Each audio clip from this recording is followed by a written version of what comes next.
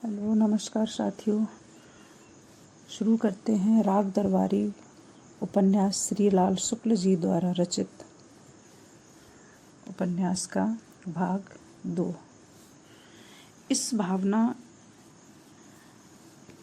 के तूफान के बावजूद और इसी तरह की दूसरी अड़चनों के बावजूद इस देश को इंजीनियर पैदा करने हैं, डॉक्टर बनाने हैं।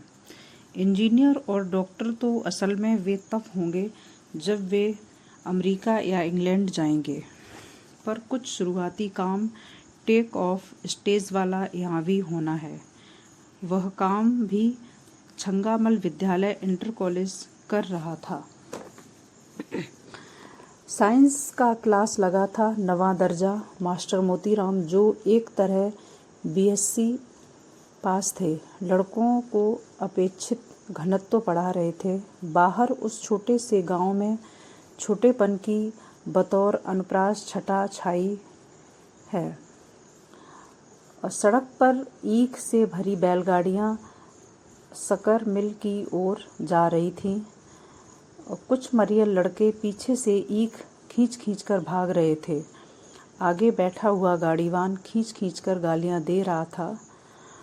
गालियों का मौलिक महत्व आवाज़ की ऊंचाई में है, इसीलिए गालियां और जवाबी गालियां एक दूसरे को ऊंचाई पर काट रही थीं और दर्जे में खिड़की के रास्ते घुसकर पार्श्व संगीत का काम कर रही थीं। लड़के नाटक का मज़ा ले रहे थे, साइंस पढ़ रहे थे। एक लड़के ने कहा, मास्टर साहब, अपेक्षित घनत्व किसे कहते हैं? वे बोले, अपेक्षित घनत्व माने रिलेटिव डेंसिटी। एक दूसरे लड़के ने कहा, अब आप देखिए, साइंस नहीं अंग्रेजी पढ़ा रहे हैं। वे बोले, साइंस साला अंग्रेजी के बिना कैसे आ सकता है? लड़कों ने जवाब में हंसना शुरू कर दिया। हंसी का कारण हिंदी अंग्रेजी की बहस नहीं, साला का मुहावरेदार प्रयोग था। वे बोले, यह हंसी की बात नहीं है। लड़कों को यकीन न हुआ, वे और जोर से हंसे। इस पर मास्टर मोतीराम खुद उन्हीं के साथ हंसने लगे। लड़के चुप हो गए। उन्होंने लड़कों को माफ़ कर दिया। वे बोले, रिलेटिव डेंसिटी नहीं समझते हो तो आपेक्षिक घनत्व को यूं दूरी तरकीब से समझो। आपेक्षिक माने किसी के मुकाबले का। मान लो तुमने एक आटा चक्की खोल ली है और तुम्हारे पड़ोस में तुम्हारे पड़ोसी ने दूसरी आटा चक्की खोल रखी है। तुम महीने में उससे 500 रुपया पैदा करते हो और तुम्हारा पड़ोसी 400, तो तुम्हें उसके मुकाबले ज़्यादा फ़ायदा हुआ।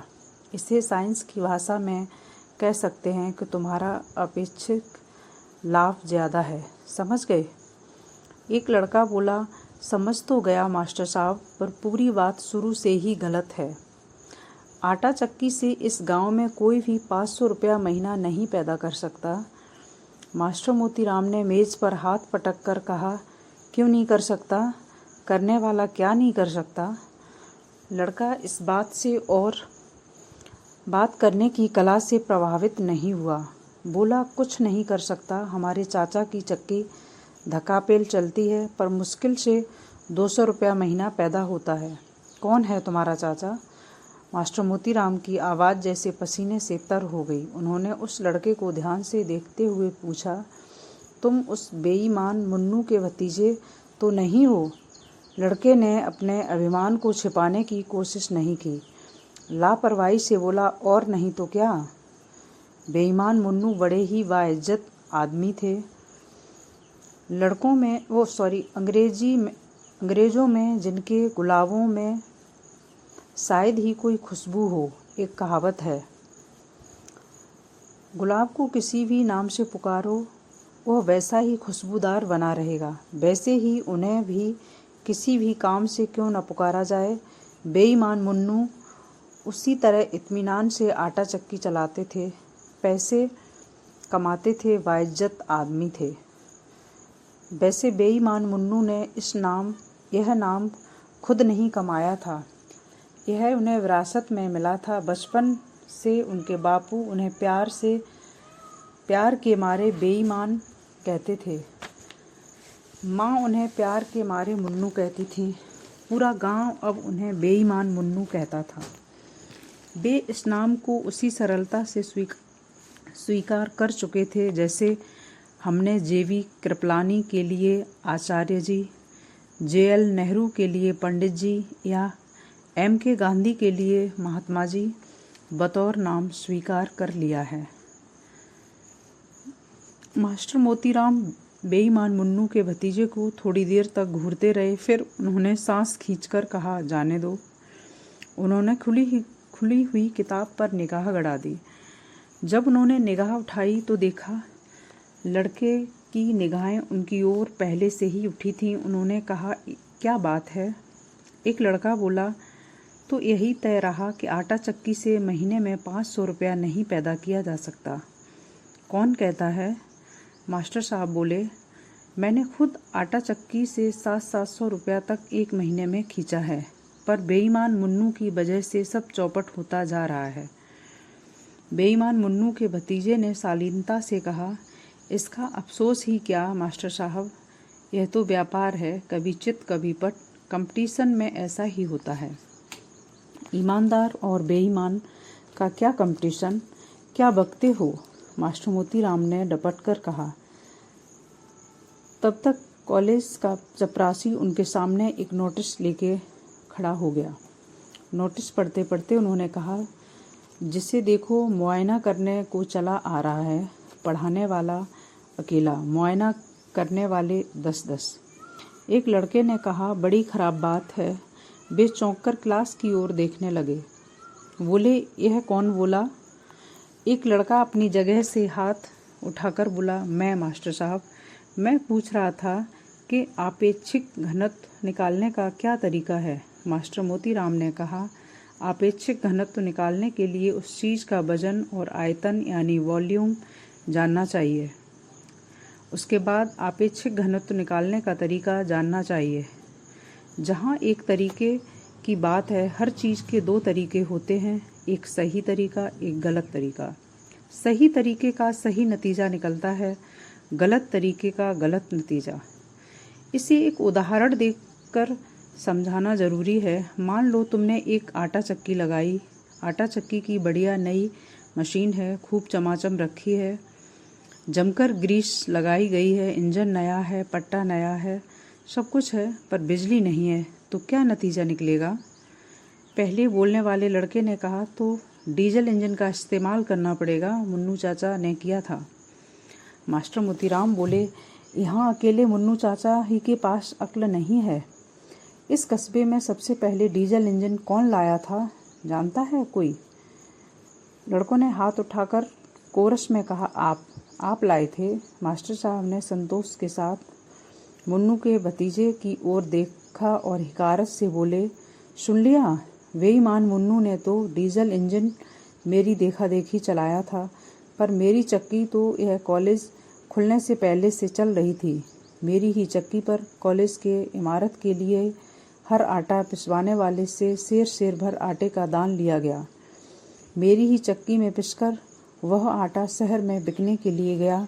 मेरी ही चक्की पर कॉलेज की इमारत का नक्शा बना और मैनेजर काका ने कहा कि मोती, कॉलेज में तुम रहोगे तो मास्टर ही, पर असली प्रिंसिपली तुम ही करोगे। सब कुछ तो मेरी चक्की पर हुआ और अब गांव में चक्की है तो बेईमान मुन्नू की। मेरी चक्की कोई चीज़ ही न हुई। लड़के इत्मीनान से सुनते रहे। यह बात वे पहले भी सुन चुके थे और किसी भी समय सुनने के लिए तैयार रहते थे। उन पर कोई खास असर नहीं पड़ा, पर मुन्नू के भतीजे ने कहा, चीज़ तो मास्टर साहब आपकी भी बढ़िया है और मुन्नू चाचा की भी, पर आपकी चक्की पर धान कूटने वाली मशीन ओवरहॉलिंग मांगती है, धान उसमें ज़्यादा टूटता है। मास्टर मोतीराम ने आपसी तरीके से कहा, ऐसी बात नहीं है, मेरे जैसी धान की मशीन तो पूरे इलाके में नहीं है, पर बेईमान मुन्नू कुटाई पिसाई का रेट गिराता जा रहा है, इसीलिए लोग उधर दौड़ते हैं। हर हिंदुस्तानी की यही हालत है। 2 पैसे की जहाँ किफ़ायत हो वह उधर ही मुंह मारता है। यह तो सभी जगह होता है, लड़के ने तर्क किया। सभी जगह नहीं, हिंदुस्तान में ही ऐसा होता है। हाँ, उन्होंने कुछ सोचकर कहा। तो रेट गिराकर अपना आटा दूसरे लोग तो दूसरी तरह से ग्राहकों का आटा चुराकर पूरा कर लेते हैं। अब मास्टर मोतीराम जिस शख्स का नाम है वह सब कुछ कर सकता है, यही नहीं कर सकता। एक लड़के ने कहा, आपेक्षिक घनत्व निकालने का तरीका क्या निकला? वे जल्दी से बोले, वही तो बता रहा था। उनकी निगाहें खिड़की के पास सड़क पर ईंट की गाड़ियों से 3 फीट ऊपर जाकर उससे भी आगे क्षितिज पर अटक गईं। कुछ साल पहले के चिरंतन भावाविष्ट पोज वाले कवियों की तरह वे कहते रहे, मशीन तो पूरे इलाके में वह एक थी, लोहे की थी, पर शीशे जैसी झलक दिखाती थी। अचानक उन्होंने दर्जे की ओर सीधे देखकर कहा, तुमने क्या पूछा था? लड़के ने अपना सवाल दोहराया, पर उसके पहले ही उसका ध्यान दूसरी ओर चला गया था। लड़कों ने भी कान उठाकर सुना।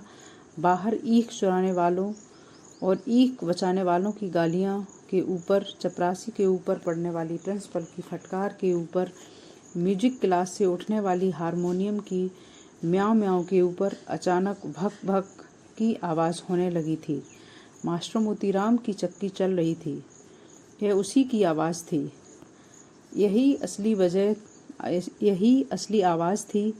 अन्न वस्त्र की कमी की चीख पुकार, दंगे फसाद की चीत्कार, इन सब के तर्क के ऊपर सच्चा नेता जैसे सिर्फ आत्मा की आवाज़ सुनता है और कुछ नहीं सुन पाता। वही मास्टर मोतीराम के साथ हुआ। उन्होंने और कुछ नहीं सुना, सिर्फ भक भक भक सुना। वे दर्जे से भागे। लड़कों ने कहा, क्या हुआ मास्टर साहब, अभी घंटा नहीं बजा है। वे बोले, लगता है मशीन ठीक हो गई है, देखें कैसी चलती है। वे दरवाजे तक गए, फिर अचानक वहीं से घूम पड़े। चेहरे पर दर्द जैसा फैल गया था, जैसे किसी ने जोर से चुटकी काटी हो। वे बोले, किताब में पढ़ लेना, आपेक्षिक घनत्व का अध्याय जरूरी है। उन्होंने लार घूंटी, रुककर कहा, इम्पोर्टेंट है। कहते ही उनका चेहरा फिर खिल गया। भक भक भक। कर्तव्य बाहर से जटिल कर्म क्षेत्र में उनका आह्वान कर रहा था। लड़कों और किताबों का मोह उन्हें रोक न सका। वे चले गए। दिन के 4 बजे प्रिंसिपल साहब अपने कमरे से बाहर निकले। दुबला पतला जिस्म, उसके कुछ अंश खाकी हाफ पैंट और कमीज से ढके हुए थे। पुलिस सार्जेंटों वाला वैंत बगल में दबा था, पैर में सैंडल, कुल मिलाकर काफ़ी चुस्त और चालाक दिखते हुए, और जितने थे उससे ज़्यादा अपने को चुस्त और चालाक समझते हुए। उनके पीछे पीछे हमेशा की तरह कॉलेज का क्लर्क चल रहा था।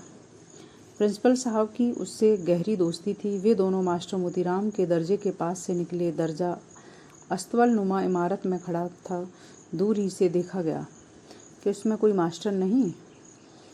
एक लड़का नीचे से जांघ तक फटा हुआ पायजामा पहने मास्टर की मेज पर बैठा हुआ रो रहा था। प्रिंसिपल को पास से गुजरता देख और जोर से रोने लगा। उन्होंने पूछा, क्या बात है, मास्टर साहब कहाँ गए? वह लड़का अब खड़ा होकर रोने लगा। एक दूसरे लड़के ने कहा, यह मास्टर मोतीराम की क्लास है। फिर प्रिंसिपल को बताने की ज़रूरत नहीं पड़ी कि मास्टर साहब कहाँ गए। क्लर्क ने कहा, सेकंड हैंड मशीन 24 घंटे की निगरानी मांगती है। कितनी बार मास्टर मोतीराम से कहा कि बेच दो इस आटा चक्की को, पर कुछ समझते ही नहीं है। मैं खुद एक बार 1,500 रुपया देने को तैयार था। प्रिंसिपल साहब ने क्लर्क से कहा, छोड़ो इस बात को, उधर के दर्जे से मालवीय को बुला लाओ। क्लर्क ने एक लड़के से कहा, जाओ उधर के दर्जे से मालवीय को बुला लाओ। थोड़ी देर में एक भला सा देखने वाला नौजवान आता हुआ नजर आया। प्रिंसिपल साहब ने उसे दूर से देखते ही चिल्लाकर कहा, भाई मालवीय, यह क्लास भी देख लेना। मालवीय नज़दीक आकर छप्पर का एक बांस पकड़कर खड़ा हो गया और बोला, एक ही पीरियड में 2 क्लास कैसे ले सकूँगा? रोने वाला लड़का रो रहा था। क्लास के पीछे कुछ लड़के जोर जोर से हंस रहे थे। बाकी इन लोगों के पास कुछ इस तरह भीड़ की शक्ल में खड़े हो गए थे जैसे चौराहे पर एक्सीडेंट हो गया हो। प्रिंसिपल साहब ने आवाज़ तेज करके कहा, ज़्यादा कानून न छाटो। जब से तुम खन्ना के साथ उठने बैठने लगे हो, तुम्हें हर काम में दिक्कत मालूम होती है। मालवी प्रिंसिपल साहब का मुंह देखता रह गया। सरकारी बस वाला हिसाब लगाओ मालवी, एक बस बिगड़ जाती है तो सब सवारियां पीछे आने वाली दूसरी बस में बैठा दी जाती हैं। इन लड़कों को भी वैसे ही अपने दर्जे में ले जाकर बैठा लो। उसने बहुत मीठी आवाज़ में कहा, पर यह तो 9वां दर्जा है, मैं वहाँ 7वें दर्जे को पढ़ा रहा हूँ। प्रिंसिपल साहब की गर्दन मुड़ गई। समझने वाले समझ गए कि अब उनके हाथ हाफ पैंट की जेबों में चले जाएंगे और वे चीखेंगे। वही हुआ। वे बोले, मैं सब समझता हूँ, तुम भी खन्ना की तरह बहस करने लगे हो। मैं 7वें और 9वें का फ़र्क समझता हूँ। हमका अब प्रिंसिपली करे ना सिखाए भैया, जौनो हुक्म है तौनो चुप्पे कैरी आउट करो, समझो कि नहीं। प्रिंसिपल साहब पास के ही गांव के रहने वाले थे। दूर दूर के इलाकों में वे अपने 2 गुणों के लिए विख्यात थे। एक तो खर्च का फर्जी नक्शा बनाकर कॉलेज के लिए ज़्यादा से ज़्यादा सरकारी पैसा खींचने के लिए, दूसरे गुस्से की चरम दशा में स्थानीय अवधी बोली का इस्तेमाल करने के लिए। जब वे फर्जी नक्शा बनाते थे तो बड़े से बड़ा ऑडिटर भी उसमें कलम न लगा सकता था। जब वे अवधि बोलने लगते थे तो बड़े से बड़ा तर्कशास्त्री भी उनकी बात का जवाब न दे सकता था। मालवी सिर झुकाकर वापस चला गया। प्रिंसिपल साहब ने फटे पैजामे वाले लड़के की पीठ पर एक बेंत झाड़कर कहा, जाओ उसी दर्जे में जाकर सब लोग चुपचाप बैठो, जरा भी सांस ली तो खाल खींच लूँगा। लड़कों के जाने पर क्लर्क ने मुस्कुराकर कहा, चलिए अब खन्ना मास्टर का भी नज़ारा देख लें। खन्ना मास्टर का असली नाम खन्ना था, वैसे ही जैसे तिलक, पटेल, गांधी, नेहरू आदि हमारे यहाँ जाति के नहीं बल्कि व्यक्ति के नाम हैं। इस देश में जाति प्रथा को खत्म करने की यही एक सीधी सी तरकीब है।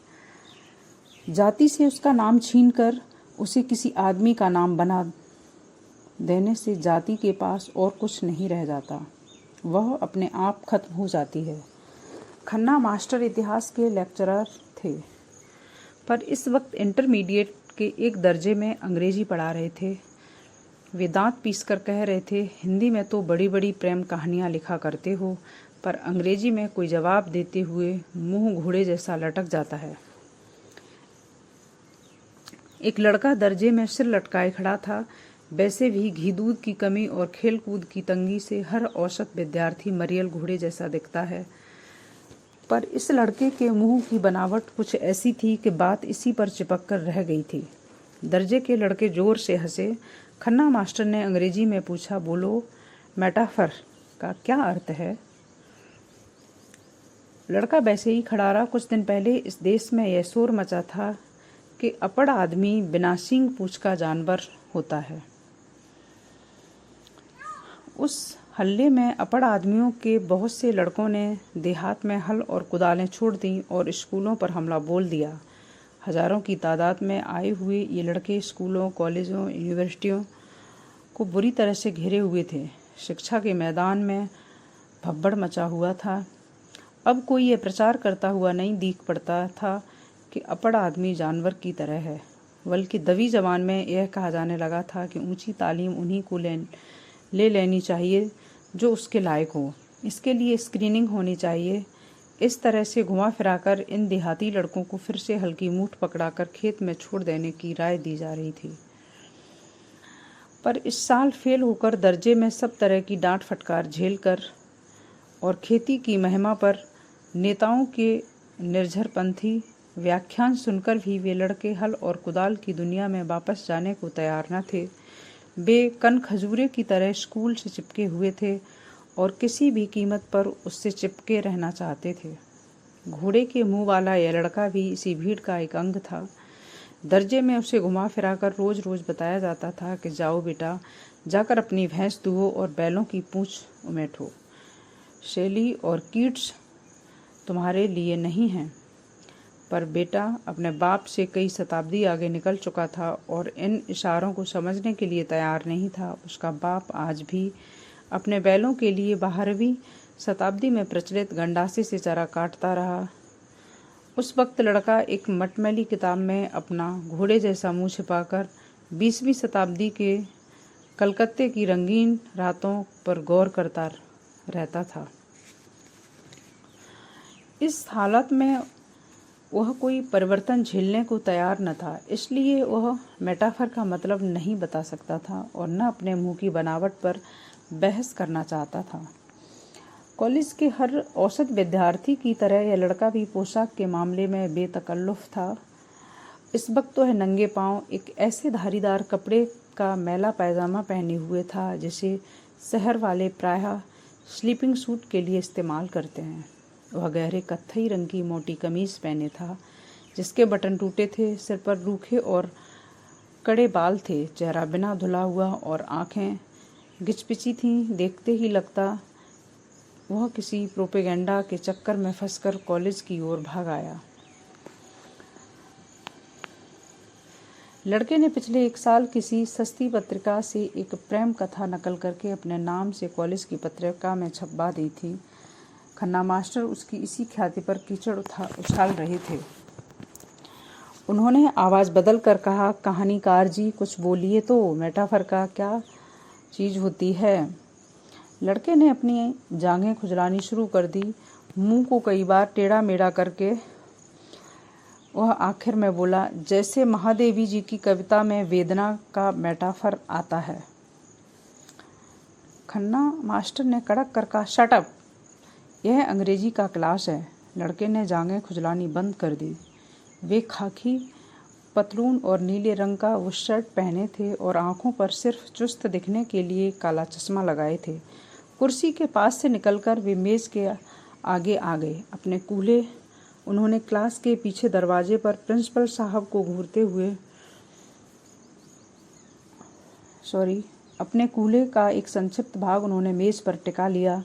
लड़के को वे कुछ और कहने जा रहे थे, तभी उन्होंने क्लास के पिछले दरवाजे पर प्रिंसिपल साहब को घूरते हुए पाया। उन्हें बरामदे में खड़े हुए क्लर्क का कंधा भर दीख पड़ा। वे मेज़ का सहारा छोड़कर सीधे खड़े हो गए और बोले, जी, शैली की एक कविता पढ़ा रहा था।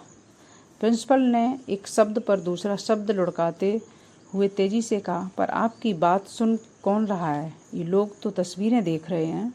वे कमरे के अंदर आ गए। बारी बारी से 2 लड़कों की पीठ में उन्होंने अपना बेंत चुभोया। वे उठकर खड़े हो गए। एक गंदे पायजामे, बुशर्ट और तेल बहाते हुए बालों वाला चिकटदार लड़का था।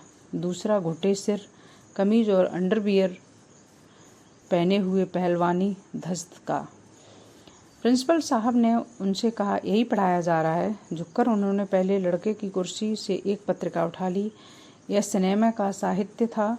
एक पन्ना खोलकर उन्होंने हवा में घुमाया। लड़कों ने देखा किसी विलायती औरत के उरोज तस्वीर में फड़फड़ा रहे हैं।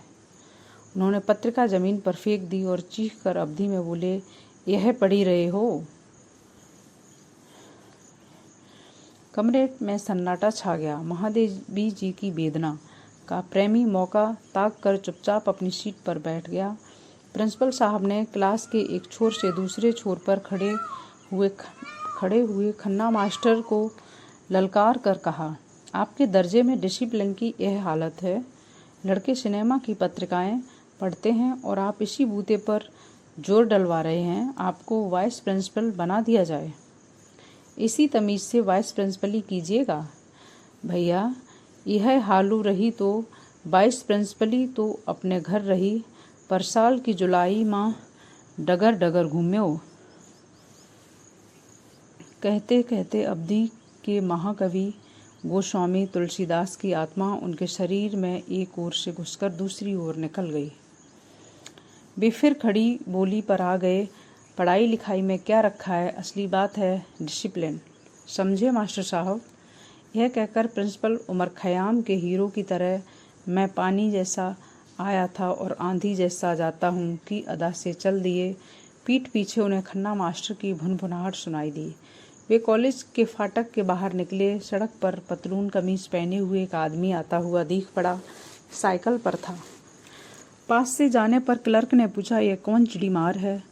मलेरिया इंस्पेक्टर हैं, नया आया है, वीडियो का भांजा लगता है, बड़ा फितरती है। मैं कुछ बोलता नहीं, सोचता हूँ कभी काम आएगा। क्लर्क ने कहा, आजकल ऐसे ही चिड़ीमारों से काम बनता है। कोई शरीफ आदमी तो कुछ करके देता ही नहीं। थोड़ी देर तक दोनों चुपचाप सड़क पर चलते रहे। प्रिंसिपल ने अपनी बात फिर से शुरू की। हर आदमी से मेल जोल रखना ज़रूरी है। इस कॉलेज के पीछे गधे तक को बाप कहना पड़ता है। क्लर्क ने कहा, सो तो देख रहा हूँ, दिन भर आपको यही करते बीतता है। वे बोले, बताइए, मुझसे पहले भी यहाँ 5 प्रिंसिपल रह चुके हैं। कौनो बनवाए पावा इतनी बड़ी पक्की इमारत? वे प्रकृतिस्थ हुए। यहाँ सामुदायिक केंद्र बनवाना मेरा ही बूता था, है कि नहीं? क्लर्क ने सिर हिलाकर हाँ कहा। थोड़ी देर में वे चिंतापूर्ण बोले, मैं फिर इसी टिप्स में हूँ कि कोई चंडूल फंसे तो इमारत के एक आध ब्लॉक और बनवा डाले जाएं। क्लर्क चुपचाप साथ साथ चलता रहा। अचानक ठिठक कर खड़ा हो गया। प्रिंसिपल साहब भी रुक गए। क्लर्क बोला, 2 इमारतें बनने वाली हैं। प्रिंसिपल ने उत्साह से गर्दन उठाकर कहा, कहाँ? एक तो अछूतों के लिए चमड़ा कमाने की इमारत होगी, घोड़ा डॉक्टर बता रहा था। दूसरे अस्पताल के लिए हैजे का वार्ड बनेगा। वहाँ ज़मीन की कमी है। कॉलेज के ही आसपास टिप्पस से ये इमारतें बनवा लें, फिर धीरे से हथिया लेंगे। प्रिंसिपल साहब निराश से सांस छोड़कर आगे चल पड़े। कहने लगे, मुझे पहले ही मालूम था इनमें टिप्पस नहीं बैठेगा। कुछ देर दोनों चुपचाप चलते रहे। सड़क के किनारे एक आदमी ने 2-4 मजदूरों को इकट्ठा करके उन पर बिगड़ रहा था। प्रिंसिपल साहब उनके पास खड़े हो गए। 2-4 मिनट उन्होंने समझने की कोशिश की थी कि वह आदमी क्यों बिगड़ रहा है। मजदूर गिड़गिड़ा रहे थे। प्रिंसिपल समझ गया था कि कोई खास बात नहीं है। मजदूर और ठेकेदार सिर्फ अपने रोज रोज के तरीकों का प्रदर्शन करते हैं और बातचीत में जिच पैदा हो गई। उन्होंने आगे बढ़कर मजदूरों से कहा, अरे जाओ रे, अपना अपना काम करो। ठेकेदार साहब से धोखाधड़ी की तो जूता पड़ेगा। मजदूरों ने प्रिंसिपल साहब की ओर कृतज्ञता से देखा। फुर्सत पाकर वे अपने अपने काम में लग गए। ठेकेदार ने प्रिंसिपल से आत्मीयता के साथ कहा, सब बेईमान है। जरा सी आँख लग जाए तो कान का मैल तक निकाल ले जाएं। ड्यूटी मजदूर कमाते हैं और काम का नाम सुनकर कांखने लगते हैं। प्रिंसिपल साहब ने कहा, सब तरफ यही हाल है। हमारे यहाँ ही लीजिए, कोई मास्टर पढ़ाना थोड़ी ही चाहता है, पीछे पड़ा रहता हूँ तब कहीं। वह आदमी ठाका लगाकर हंसा, बोला, मुझे क्या बताते हैं, यही करता रहता हूँ, सब जानता हूँ। रुककर उसने पूछा, इधर कहाँ जा रहे थे? इसका जवाब क्लर्क ने दिया, वैद्य जी के यहाँ चेकों पर दस्तखत करना है, करा लाइए। उसने प्रिंसिपल को खिसकने का इशारा दिया। जब भी चले गए तो उसने पूछा, और क्या हाल चाल हैं? प्रिंसिपल रुक गए, बोले, ठीक ही है, वही खन्ना वन्ना लिबर शिबर कर रहे थे। आप लोगों के और मेरे खिलाफ प्रोपेगेंडा करते घूम रहे हैं। उन्होंने जोर से कहा, आप फिक्र न कीजिए, ठाठ से प्रिंसिपली किए जाइए। उनको बता दीजिए कि प्रोपेगेंडा का जवाब है डंडा। कह दीजिए कि यह सिपालगंज है, ऊंचा नीचा देखकर चलें। प्रिंसिपल साहब अब आगे बढ़ गए तो क्लर्क बोला, ठेकेदार साहब को भी कॉलेज कमेटी का मेंबर बनवा लीजिए, काम आएंगे। प्रिंसिपल साहब सोचते रहे। क्लर्क ने कहा, 4 साल पहले की तारीख में संरक्षक वाली रसीद काट देंगे। प्रबंधक कमेटी में भी इनका होना ज़रूरी है, तब ठीक रहेगा। प्रिंसिपल साहब ने तत्काल कोई जवाब नहीं दिया। कुछ रुककर बोले, वैद्य जी से बात की जाएगी। ये ऊंची पॉलिटिक्स की बातें हैं, हमारे तुम्हारे कहने से क्या होगा। एक दूसरा आदमी साइकिल पर जाता हुआ दिखा। उसे उतरने का इशारा करके प्रिंसिपल साहब ने कहा, नंदापुर में चेचक फैल रही है और आप यहाँ झोला दबाए हुए शायरी कर रहे हैं। उसने हाथ जोड़कर पूछा, कब से? मुझे तो कोई इत्तला नहीं है। प्रिंसिपल साहब ने भौहें टेढ़ी करके कहा, तुम्हें शहर से फुर्सत मिले तब तो इत्तला हो। चुपचाप वहाँ जाकर टीके लगा आओ, नहीं तो शिकायत हो जाएगी। कान पकड़कर निकाल दिए जाओगे। यह टेरिलिन की बुशर्ट रखी रह जाएगी। वह आदमी घिघियाता हुआ आगे बढ़ गया। प्रिंसिपल साहब क्लर्क से बोले, ये यहाँ पब्लिक हेल्थ के एडीओ हैं, इनकी दुम में अफसर जुड़ गया। समझ लो अपने को अफलातून समझने लगा। ये भी न जाने अपने को क्या लगाते हैं, राह से निकल जाते हैं, पहचानते तक नहीं। मैंने भी सोचा बेटा को झाड़ दिया जाए। क्लर्क ने कहा, मैं जानता हूँ, यह भी एक ही चिड़ी मार है। Thank you. आगे का नेक्स्ट एपिसोड में।